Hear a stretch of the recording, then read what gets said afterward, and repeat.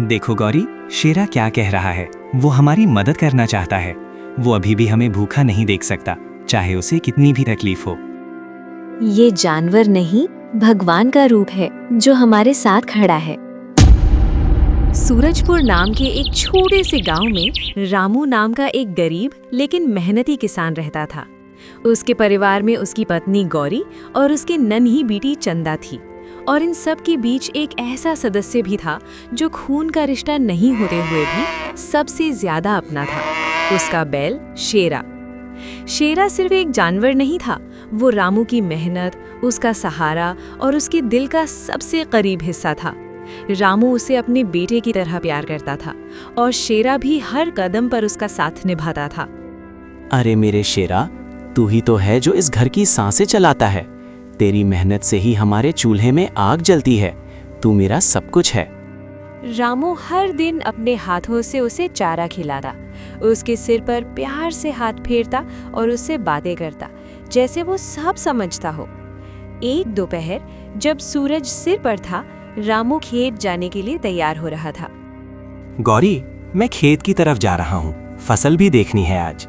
वापसी में शेरा को तालाब पर नहला कर लाऊंगा। बहुत दिनों से वो भी थक गया है।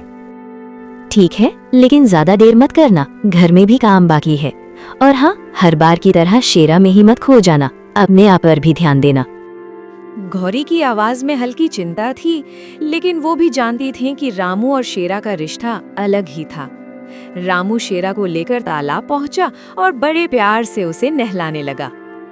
आज तो तुझे इतना साफ करूंगा कि पूरा गांव देखता रह जाएगा। तो बूढ़ा जरूर हुआ है, लेकिन तेरी शान आज भी जवानों जैसी है।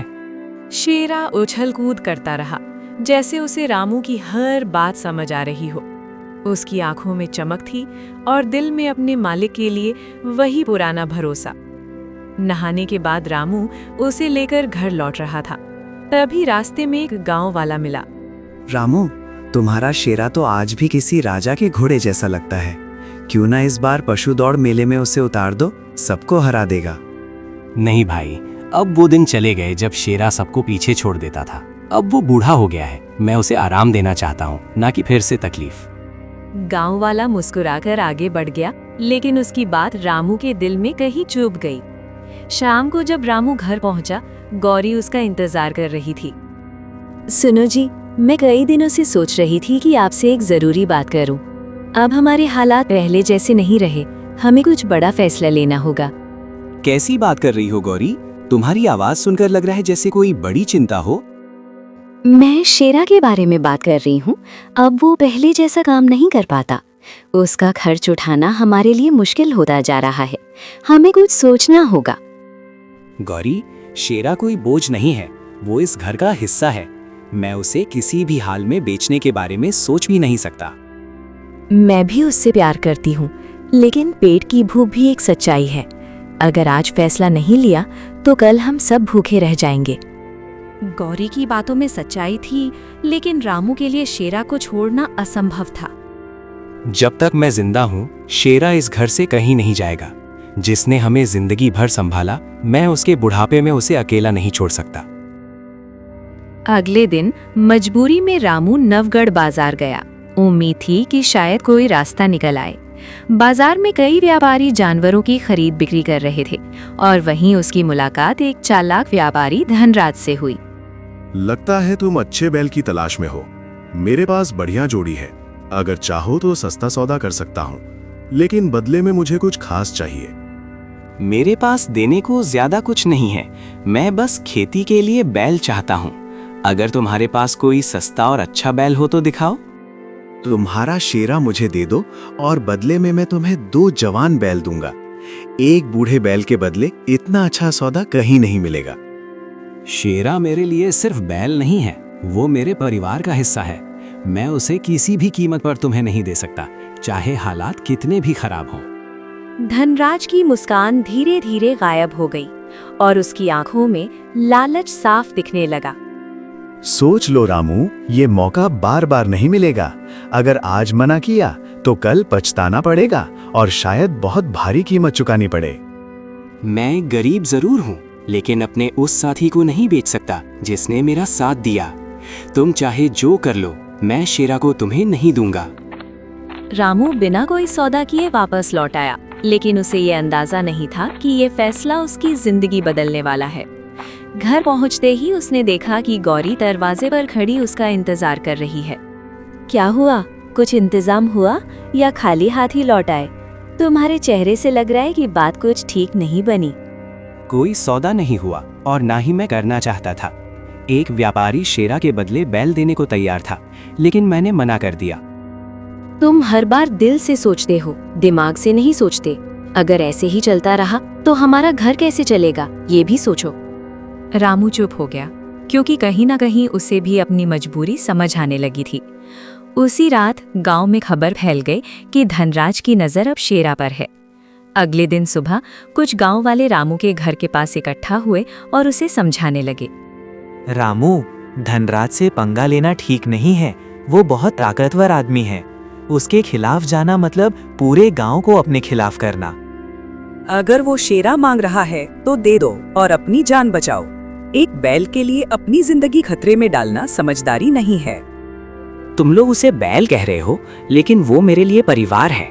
मैं उसे ऐसे किसी लालची आदमी के हाथों में नहीं दे सकता। गांव वाले उसकी बात समझ तो रहे थे, लेकिन डर के कारण उसका साथ नहीं दे पा रहे थे।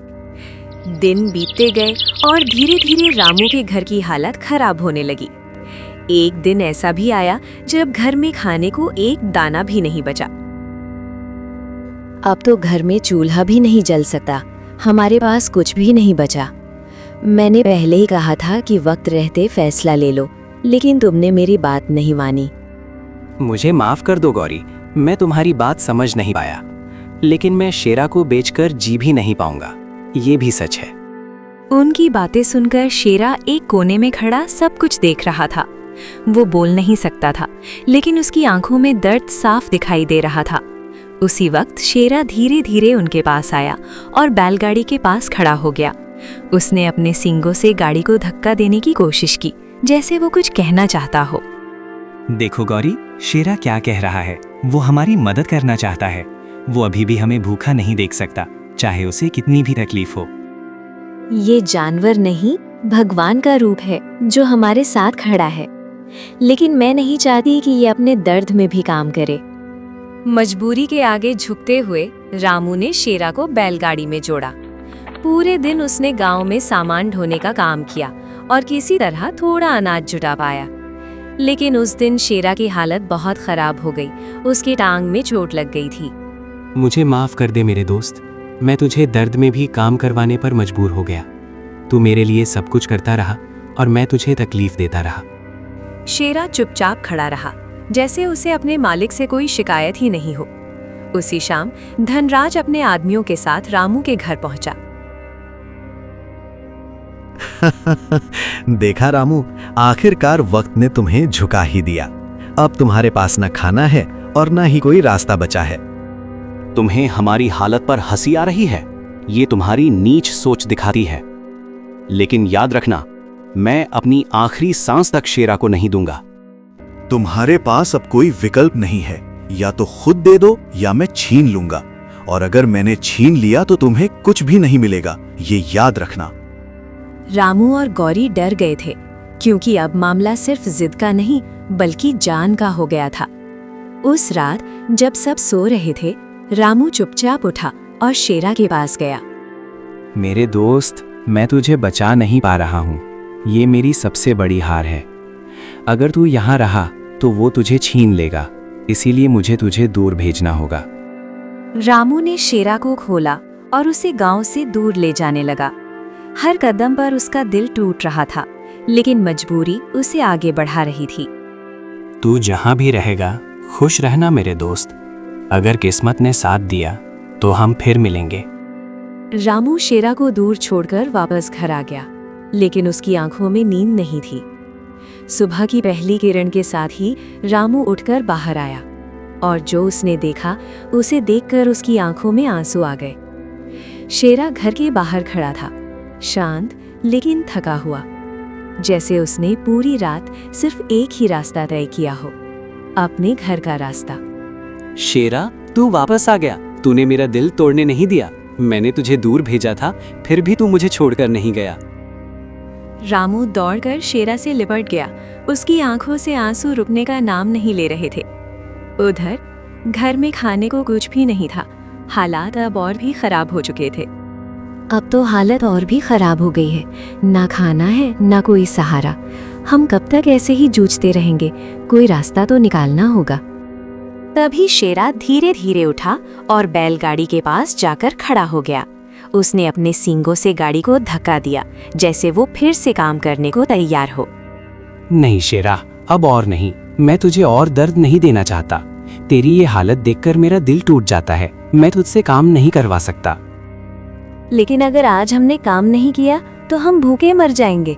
शेरा खुद हमारी मदद करना चाहता है। शायद यही आखिरी उम्मीद है। मजबूरी के आगे रामू फिर झुक गया। उसने शेरा को गाड़ी में जोड़ा और पूरे दिन मेहनत की।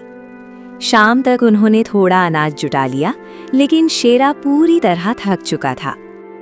तू बैल नहीं, मेरा भगवान है, जिसने दर्द में भी मेरा साथ नहीं छोड़ा। आज तूने बेटे से बढ़कर फर्ज निभाया है। मैं तेरे इस कर्ज को कभी नहीं चुका पाऊंगा। उसी समय धनराज अपने आदमियों के साथ वहां आ पहुंचा। टांग टूटने के बाद भी ये बैल काम कर रहा है। सच में कमाल है। लेकिन अब ये मेरा है। मैंने इसका नाम प्रतियोगिता में लिखवा दिया है। तुम्हारी हिम्मत कैसे हुई इसे अपना कहने की? ये मेरा परिवार है।